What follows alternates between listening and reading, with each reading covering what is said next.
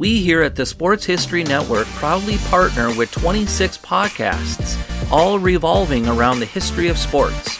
But did you know that many of our hosts were sports history authors way before they started their shows? It's true. We've got Joe Ziemba, host of When Football Was Football, Joe Zagurski, host of Pro Football in the 1970s, Mark Morthier, host of Yesterday's Sports, Tommy Phillips, host of Lombardi Memories, and Scott Adamson, co-host of From the 55-Yard Line.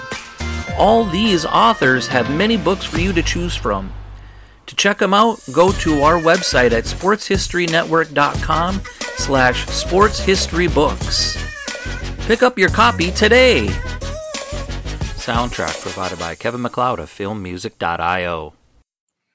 This is Jeremy McFarland for the Football is Family podcast. And if there is one team in the NFL who has had an embarrassment of riches for a long period of time, it has to be the Pittsburgh Steelers. Now, it wasn't always this way.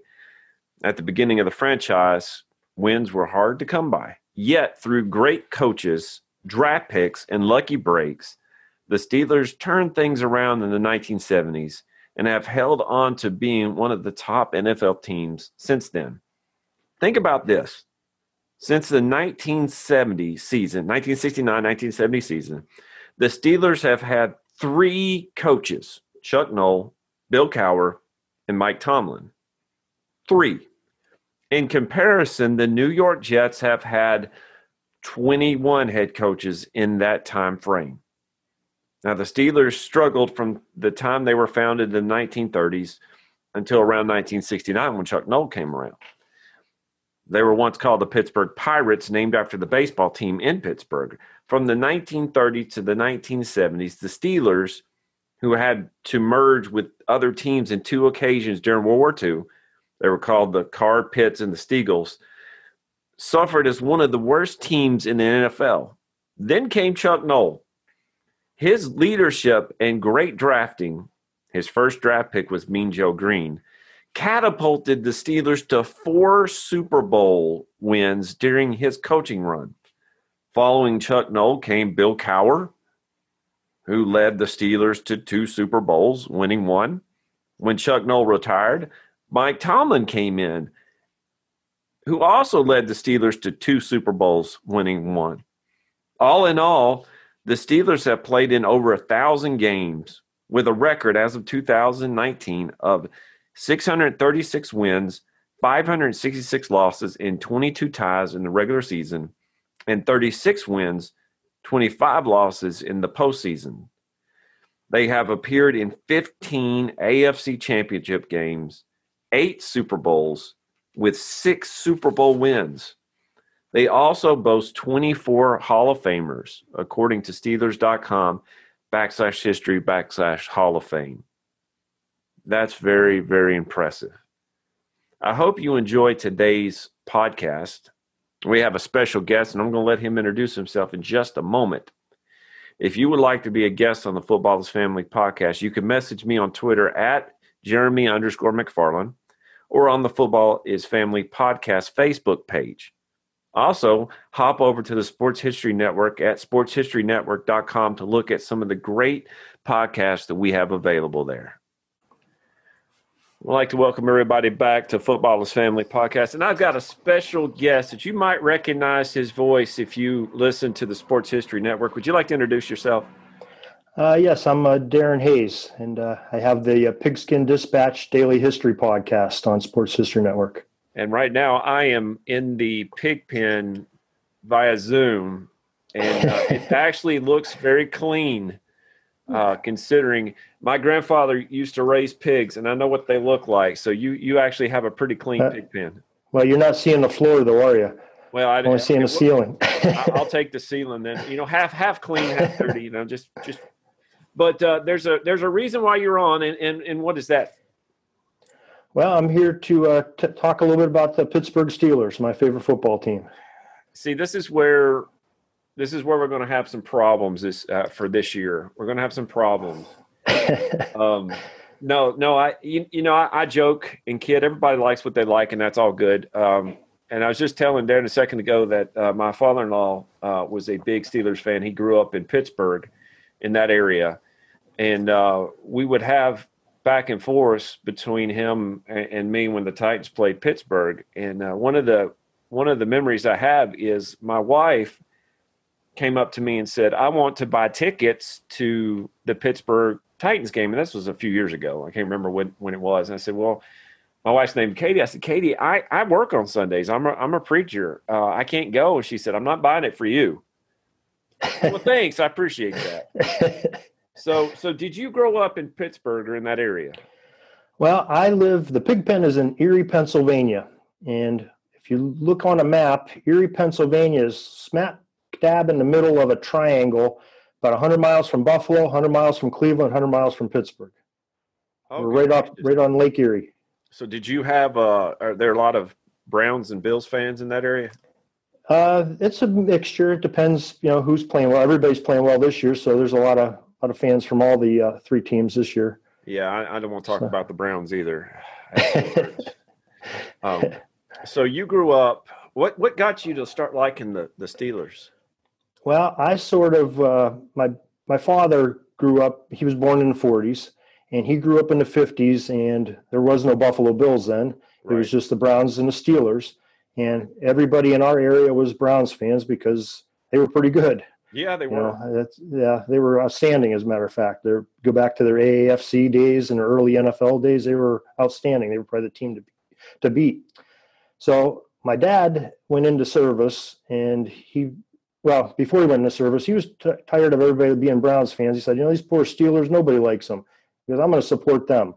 And my grandfather did too. They sort of both teamed up on that. And then when the 70s came, about the time I was getting ready to start watching football, that's when they started getting pretty good. The Steel Curtain was coming along, and those early 70s games, and the mid and late 70s, they were outstanding. So that's sort of my story, how I became a Steelers fan. Well, for what I understand about the and Michael McCambridge, and I'm pointing back here somewhere, he wrote an amazing book about the history of the NFL, America's game.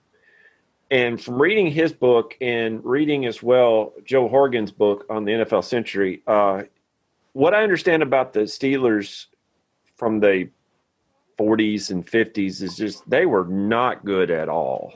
No, I think maybe they had one or two winning seasons from 1933 when they came about, which the first 2 years they were called the Pittsburgh Pirates, because like all the NFL teams, baseball was big. So the NFL football teams tried to go on the shirt tails of the baseball teams to get some popularity. So the Steelers were actually the Pirates their first 2 years in existence. Did they have the same colors as they do now? I believe so. It's hard to tell in those black and white pictures, though, right? Well, yeah. I think that the Steelers and the Pirates both have the same color schemes. I'm not certain on that.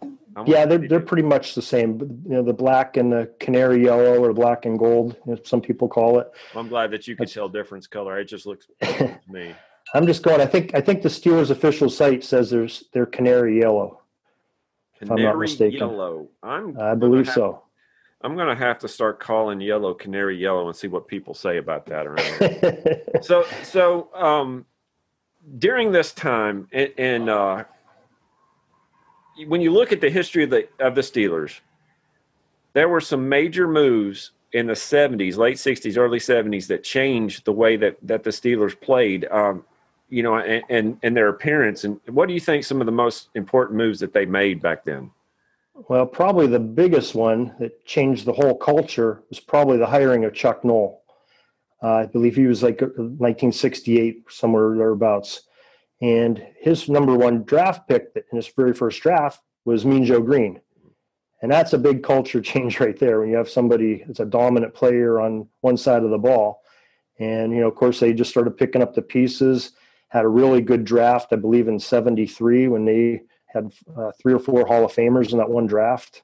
And it just sort of set the ball rolling and took them to success there in the 70s. Well, did that make Pittsburgh a football town in that time? Well, I think Pittsburgh's always been somewhat of a football town. I mean, the very first professional football game was played in Pittsburgh. I mean, Pudge Heffelfinger was with the Allegheny Athletic Club, and they were playing, I believe, Jeanette, which those are two suburbs of Pittsburgh. So it was pretty big. And then sort of pro football went away from the Pittsburgh area and the Pennsylvania area and went sort of the Ohio Valley, Ohio, state of Ohio, Michigan. That's where the early NFL teams were. Pittsburgh and Philadelphia both came in 1933, and it was because of the Sunday blue laws were lifted in Pennsylvania. Before that, nobody was allowed to, you weren't allowed to play a football game on Sunday in Pennsylvania law.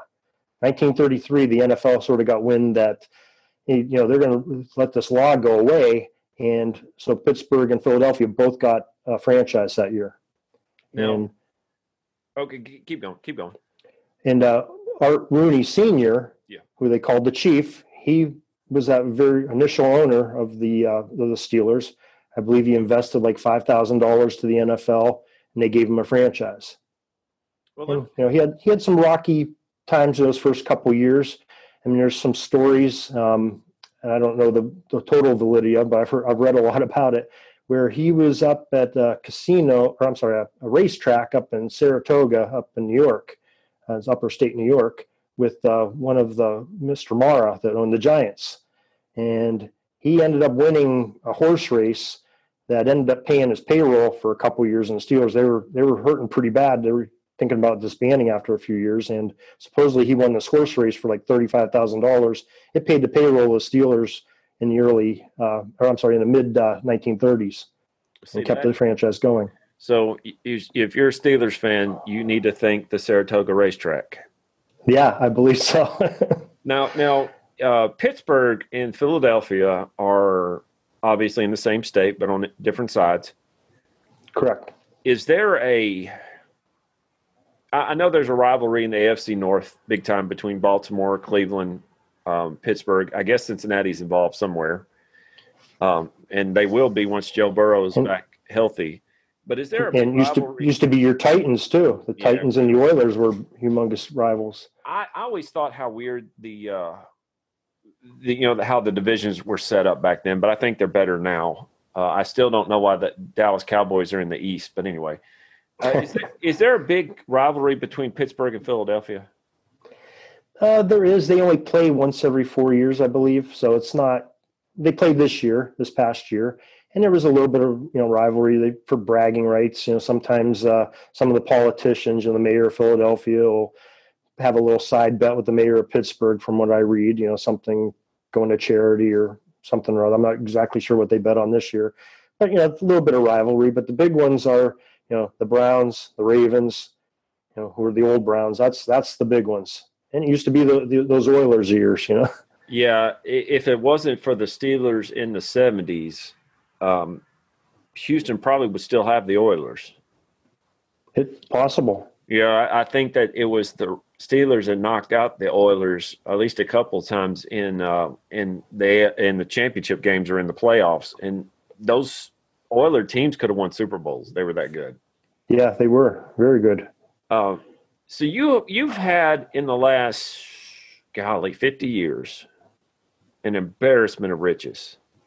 Just embarrassing how good your teams have been. That's true. And we're very blessed. You've had what, 3 coaches? I'm 54, and I can only remember 3 coaches. Okay. So 3 coaches. My Titans have had 3 coaches in 4 or 5 years. Yeah. And you understand how that works. So you had Chuck Noll, Hall of Famer. Yes. You had Bill Cowher, Hall of Famer. Yes. Now, what do you think about your current coach? I think he's great. I mean, he is – I don't know if you've ever seen him in an interview, but that man is probably one of the best wordsmiths I've ever seen. He comes up with terms that, on the fly for questioning, like on his press conferences every week they're just unbelievable. If anybody out there gets an opportunity to hear Mike Tomlin speak, I mean, it's quite an enjoyable experience to hear him and how he dances through the media. What I like about him, about Tomlin, is he looks like he could suit up and run out and play, number one. But how he took his team from last year to this year, and he didn't make one change or hardly any changes. Obviously, Ben Roethlisberger's playing, but they didn't make the playoffs, to making the playoffs, and not only making the playoffs, but maybe a first seed. That tells you something about Tomlin. It does. And I mean, I believe, I think he's been the coach for 14, 15 years now with the Steelers, never had a losing season. And you lose your starting quarterback, and a lot of times last year they were on their fourth-string quarterback. Yes, they were. And they ended up 500. That's the worst they've ever been in the Mike Tomlin era. I think they've had 2 or 3 seasons where they were 8-8. So and that's quite a testament with the different teams that they've had over those 15 years too. It is. Now, if you were to say, you're going to start a team today, you're going to restart the Steelers today, and you had a chance to pick between Roethlisberger or Terry Bradshaw, I mean, who would you go with? In this day and age, you got to go with Roethlisberger. I mean, I think he's much better pocket presence. He's had success throughout his career. Bradshaw, early in his career, was in and out of the starting lineup. And the Steelers had a couple of good quarterbacks back then when Terry first came on in the early 70s. You had Terry Hanratty from Notre Dame and Joe Gilliam, who was they were all different, had different traits that really made them, each one of them, shine in different ways. And Bradshaw sort of caught on. He would be in the lineup for a couple games, not have a good game. They'd pull and put Hanratty or Gilliam in, and they'd go through all 3 quarterbacks there in the early 70s. And finally, Bradshaw latched on that starting job, and he played well. But even in the really good teams, there was games where you'd sit there and go, "Oh my gosh, Terry, what are you doing?" You know, he had some really good talent around him too. Where Roethlisberger, he has great talent, had some great wide receivers over his career, but there's been times where he hasn't had a whole lot to throw to, or hasn't had a running game. Like this year, the running game's not real strong, and he's doing a lot with his arm, and he's done that a lot in his career. And I think the way the game has evolved, the way it is today, passing, teams will pass more than they'll run. Back in the 70s when Bradshaw played, he had Rocky Bleier and Franco Harris in the backfield.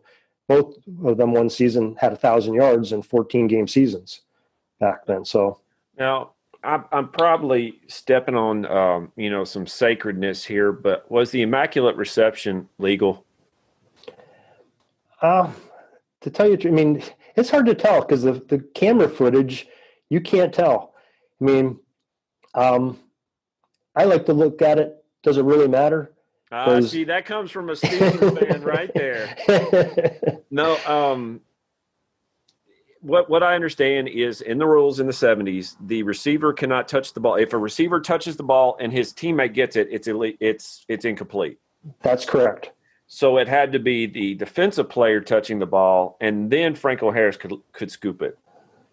But the very fact that Franco Harris was right there to get the ball tells me that he was paying attention. I believe so. And if you watch that play, he sort of trying to run like a chip block, and then he sort of goes down a couple yards downfield. And that pass gets thrown, had to be 20-some yards downfield. So Franco must have released when that pass went past him just to go down to, hit a blocker or something, or go down to, see what activity was going down there. And the ball comes to him at his ankles. He catches it and runs down the sideline. And, Three River Stadium's in pandemonium. I believe that was the first year the Steelers were in the playoffs, too. I believe it was. That year, I want to say that the Raiders probably had the best team that they ever had, and knocking them out like that. I watched a documentary on the person who has that football. Have you seen that one? I've seen the one with Peyton Manning's on Peyton's Places. He has a pretty good. Okay, I didn't see that one. It was another one, and they said that he has it locked up in a vault. Yes. Peyton Manning goes into the vault with him, and they look at the football. Peyton Manning has a whole show on ESPN Plus for those of you that have that. And it's the first season, last season, to celebrate the 100th year of football of the NFL. And it's a whole episode on the Immaculate Reception. And it was pretty incredible. And at the end, they had all the players that were involved. They had Terry Bradshaw, Franco Harris, Frenchie Fuqua from the Steelers, and the Raiders linebacker, name escapes me. Last name starts with a V.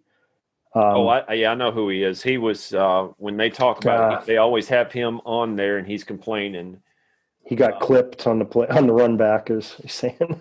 But they ended up getting actors to go out and try to replicate that pass. And actually, the quarterback, it's interesting, the quarterback they have is playing Bradshaw's part. And these guys are the old football players. They're sitting off on the sideline watching with Peyton Manning. And the quarterback that's representing Bradshaw, his arm gets so tired because they keep trying to throw it and make the ball do what it did in the film clip. So Peyton Manning has to go in there and start throwing, playing the part of Bradshaw. They couldn't replicate it. So what their premise was there is that it had to be the defender for the Raiders, and I can't remember if it might have been Lester Hayes. Yes. Had to hit the ball at some point. Definitely hit Fuqua, but it had to hit the Raider defender also to get propelled backwards like it did. Do you think that our current system could have overturned that?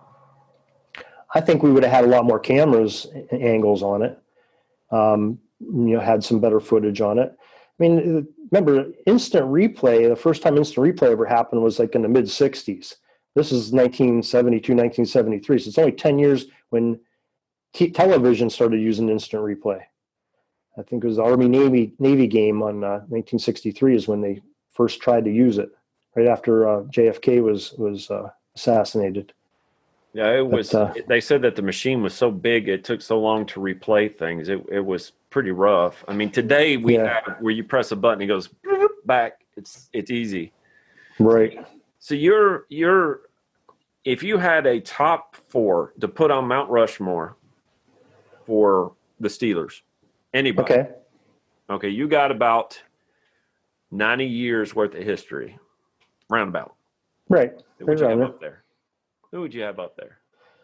Oh boy, for players or coaches? This is your game. This is your Mount Rushmore. I give you Arnie gives the keys to his DeLorean. I give you a chisel and a hammer for your Mount Rushmore. Well, I'm gonna go with players, but if I was gonna do one properly, I'd probably do a coaches, owners Mount Rushmore, and I'd do a players Mount Rushmore. Okay. I mean, definitely Art Rooney Sr. on the coaches and you have to add owners. The cigar. You have to add the cigar. Yeah. Oh yeah. You got to have a big cigar coming out there. You have to have a great rock formation for that. And then the 3 coaches that I know, Chuck Noll, Bill Cowher, Mike Tomlin, because I think they each brought something to their teams that made them top of the league, and at one point a champion. Yes. And if you go to players, I would go to players that had an impact on the whole franchise. Mean Joe Green, definitely. I mean, something changed when they drafted him. I think Jack Lambert, something changed even a little bit more when they got Jack Lambert in that outstanding draft they had. It just gave the defense even more tenacity. You already had Mean Joe, but somebody in the middle that was, almost, Dick Butkus, like he was just a mean guy when he was on the football field. And Troy Polamalu, another time, where Steelers were mediocre at best, you get Troy Polamalu. He made a difference to that. And quarterbacks had to worry about him every play when he was on the field. And I think that chisel out his hair too, by the way. Yeah, he would. Maybe plant some trees or something. Yeah, there you go. And and then I think that 4th player would be Ben Roethlisberger, because 17 years and he's still playing at a pretty high level. I think he's definitely made a difference in the franchise. I mean, there's a lot of franchises who love to have a quarterback that's been that long, that consistent. You know what makes me respect, and I give people like what they like, and I give people a hard time, but they give me it's a game. We enjoy it. But what I respect most about the Rooneys is, and I believe they were the first ones to do this, and I can't place my finger. I think it was in the NFL Century book by Joe Horgan. I saw this, that it was either the chief or his son who basically signed a black man to go and interview and scout historically black colleges. I believe was that Bill Nance, I believe? Is that? I apologize for not knowing the name off the top of my head. I think that's who. Is maybe I'm wrong. I know he's up for the Hall of Fame this year, and his name escapes me right offhand. But you're right. He went to the predominantly black colleges of the South, and that's where people like Mel Blount came from, John Stallworth. Yes. I mean, those teams of the '70s were built on that. What you have the with scouting. him, with Vince Lombardi, with Bear Bryant. Bill Nunn is his name. I'm sorry. That's Bill it. Nunn. That's it. Yes. Bill Nunn. And actually, if I remember correctly, Bill Nunn went to, was it his son, the chief's son, and said, "You need somebody here." And I think that Bill Nunn was offered the job, right? It shows that those men that I mentioned, that color didn't matter. It was talent and ability to win a game. And in the 60s and the 70s, that was not heard of in a lot of places around the country. No, you're right. Especially those colleges they weren't the Alabamas and the Notre Dames of the football landscape in college either. They were, Jackson State and, some other colleges that were a little bit smaller, probably right on the verge of being like Division 1 AA or Division 2 even. That's the colleges that he went into and found these, raw players that nobody had heard of. And it was interesting. I think it was John Stallworth that what they did back then is they would get the reel-to-reel tape on them, and they'd go in the film room and watch tape on them. And Bill Nunn was supposed to pass it on to another team when he watched Stallworth's team. Well, he supposedly he conveniently lost the tape for like a couple weeks, and then the draft came, and the Steelers got John Stallworth. That's allegedly how the story goes, something along those lines. There is probably some truth to that. A lot of people have said that Stallworth was the best wide receiver that the Steelers had during the 70s. And I see a lot of that as just pure catching ability, maybe not as athletic. But looking at how the Rooney family was able to see what do we need to do to win. Color doesn't matter. Nationality doesn't matter. Franco Harris was Italian. Yes. Italian background. Right.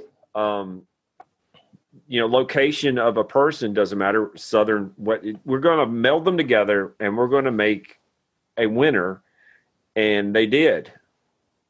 That's Absolutely. what's so special about that team is that, and you have a history with your team that maybe the Packers have, the Browns back in the 40s and 50s had, the 49ers in the 80s had. But what you have since the 70s is you have almost consistency from that point on. And I think it starts with the Rooney family. I mean, their philosophy is they're going to do their due diligence when they hire a coach. And when they hire that coach, he's for the long term. They're going to have patience with them. I mean, Bill Cowher wasn't a great coach when he first started out. The Steelers struggled a little bit.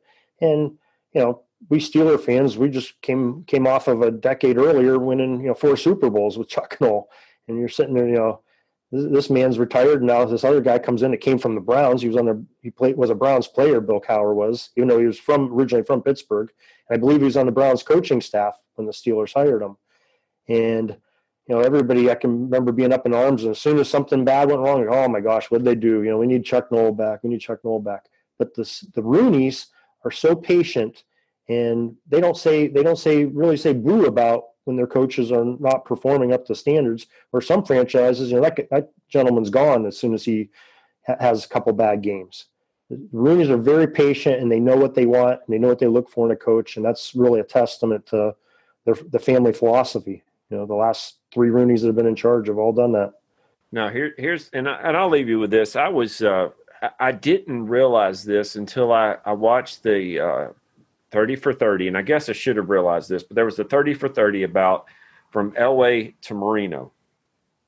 Okay. And I didn't realize it, but there was a chance that Dan Marino in 1983 would have gone to the Pittsburgh Steelers. He would have gone to the Steelers and been their quarterback, and they didn't take him. Now, can you imagine 1983, you get this guy from Pittsburgh. I think he grew up in Pennsylvania. Yeah, he did. He grew right up in a suburb of Pittsburgh. And he would have been Pittsburgh Central Catholic was his high school, and he went to Pitt. And the Rooneys would have known him for a very long time. Can you imagine what that would have been like for the Steelers as of right now? You're not talking, 6 Super Bowls? You're talking multiple, a lot more than that. Absolutely. I can remember in the early 90s when every time Marino's contract would be coming up, there was always rumors going around all Western Pennsylvania that, Steelers are going to do some trade or do some deal and get Marino. And that went through more than a handful of times I can remember. And we'd all get excited about, oh, my gosh, we get Dan Marino. But Marino really out of college really wasn't as highly regarded as what he ended up being. I forget who got drafted. There was a couple quarterbacks ahead of him that got drafted I forget who was in that class. There was one that the Jets got, and then Eason? Was Eason yes. in? I want to say then Ken Eason. I'm not. Yeah, Ken O'Brien maybe. Maybe it was Ken O'Brien even. But the Jets got one, and then of course the Steelers ended up getting the linebacker that was hurt in a car wreck. Yes. So Rivera. The Dolphins for 15, 16, 17 years are just thinking they're lucky stars that the Steelers did not pick up. But I'm just saying that you had a chance in 1983 to pick up the successor for Terry Bradshaw. Can you imagine what that would have been like? Oh, it would have been great. but of course it could have changed things the way the Steelers are today, though. You never know how those things impact, It's kind of like that. I mean, the butterfly flaps his wings in China. You don't know. Right. I mean, because look what it did to the Dolphins. They had Marino for so long. They really didn't have any successor to Marino till possibly now they do with Tua, but they really didn't have anything substantial in between that was their franchise quarterback. And that could have been the Steelers too. So you think about that. You never know. Well, if I leave you with this, my friend, Darin, and thank you again for giving us your time today. You have a chance to go back in history and take one thing for your collection. I got a lot of junk in my office right here that's special to me, but nothing game. But you had a chance to go back and get something either game worn or game used. I mean, even get the jersey from the Coca-Cola commercial with Mean Joe. Oh, that'd be a good one, huh? I want to say that young man, well, I don't think he's so young anymore, but he still has it. It's framed and signed. He loves it. I bet. What would you take? I tell you what, there's a lot of things that have happened in Steeler history. I'll tell you what, I'd maybe take the football from one of my favorite plays as a Steeler fan. And it happened in the Super Bowl when James Harrison picked off that Kurt Warner pass at the goal line right at the end of the half and went 100 yards basically to change the whole structure of the way that game was going. Because the Cardinals were starting to roll there at the end of that half. And when he picked that off, and just to see how gassed he was and how excited everybody was, I'd want that football, I think. He needed CPR after that, I would say.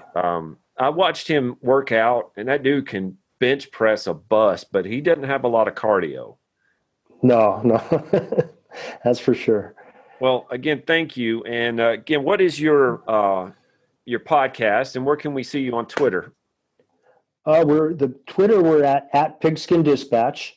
We also have website pigskindispatch.com, and the name of the podcast is the Pigskin Daily History Dispatch podcast. Now, I found it on Sports History Network. This podcast is quickly turned to one of my favorites because, number one, it deals with history, but also the way that you present it. It's not just I'm reading off stats. You put life into it that thank you. That I enjoy, and that I have myself sent it out to several of my friends here in Tennessee. I appreciate that. Oh, no problem. And I enjoy talking with you, and we will have you on in the AFC Championship game when my Titans beat your Steelers, and we will talk about how I could send you the my father-in-law gave me I got two things Steeler-wise.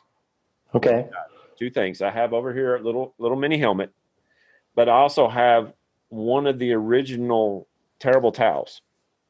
Ah. And it nice. has been used. but I'll send it to you to help wipe away your tears if you need it. I can still be you. And you might have to send it to me to wipe away my tears. You never know. But I wish I had a Love You Blue or something signed to send you. I have looked for those. eBay does not have them. No, huh? God, there was thousands of them in the stands. They're probably all on the ground, but I have up on my up here in my office. And it took me years to find it, but the AFC Championship hat, I found one, and no one wore it. It wasn't worn, so it was relatively new. So you can find things on eBay, but eventually, eventually I'll find one of those. No, that'd be a good catch for you. Well, Darin, you take it easy, and I appreciate your time. Well, I thank you for having me. Appreciate it. No problem.